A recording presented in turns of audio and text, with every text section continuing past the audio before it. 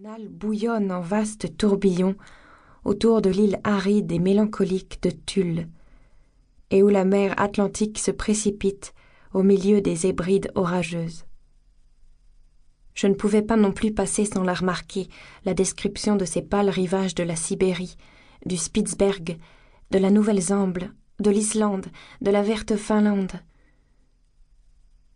J'étais saisie à la pensée de cette solitude de la zone arctique, de ces immenses régions abandonnées, de ces réservoirs de glace, où des champs de neige accumulés pendant des hivers de bien des siècles entassent montagne sur montagne pour entourer le pôle, et y concentrent toutes les rigueurs du froid le plus intense.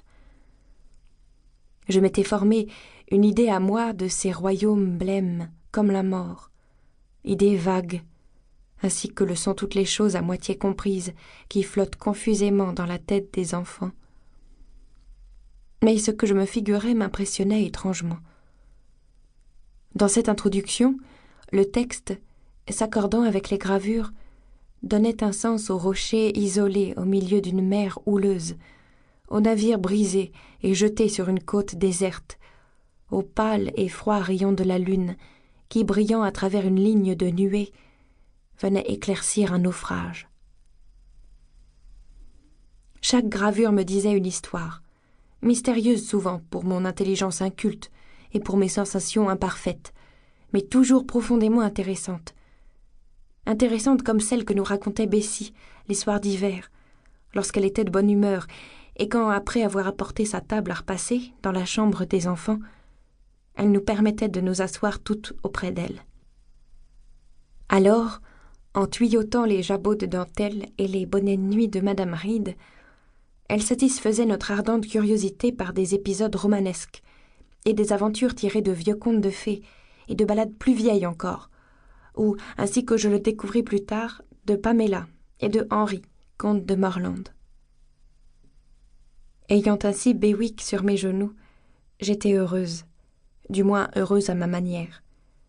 Je ne craignais qu'une interruption, et elle ne tarda pas à arriver.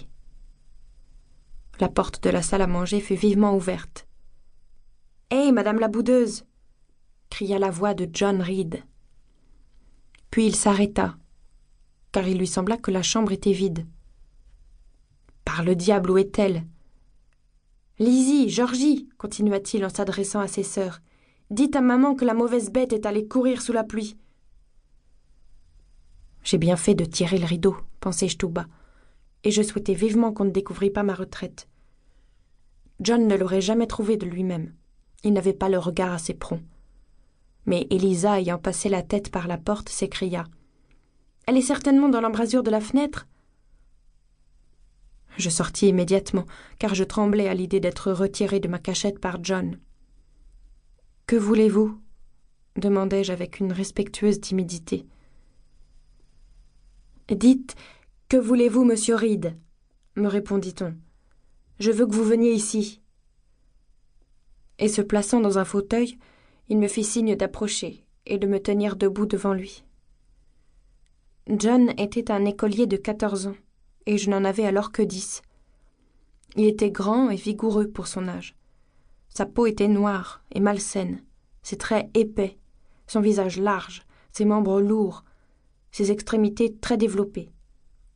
Il avait l'habitude de manger avec une telle voracité que son teint était devenu bilieux, ses yeux troubles, ses joues pendantes. Il aurait dû être alors en pension, mais sa mère l'avait repris 1 mois ou 2 à cause de sa santé. Monsieur Miles, le maître de pension, affirmait pourtant que celle-ci serait parfaite si l'on envoyait un peu moins de gâteaux et de plats sucrés. Mais la mère s'était récriée contre une aussi dure exigence, et elle préféra se faire à l'idée plus agréable que la maladie de John venait d'un excès de travail ou de la tristesse de se voir loin des siens. John n'avait beaucoup d'affection ni pour sa mère ni pour ses sœurs. Quant à moi, je lui étais antipathique. Il me punissait et me maltraitait, non pas 2 ou 3 fois par semaine, non pas 1 ou 2 fois par jour, mais continuellement. Chacun de mes nerfs le craignait, et chaque partie de ma chair ou de mes os tressaillait quand il approchait. Il y avait des moments où je devenais sauvage par la terreur qu'il m'inspirait, car lorsqu'il me menaçait... Para seguir escuchando este audiolibro gratuitamente, haz clic en el enlace de la descripción y podrás escucharlo completo sin coste gracias a la prueba de 30 días de Audible.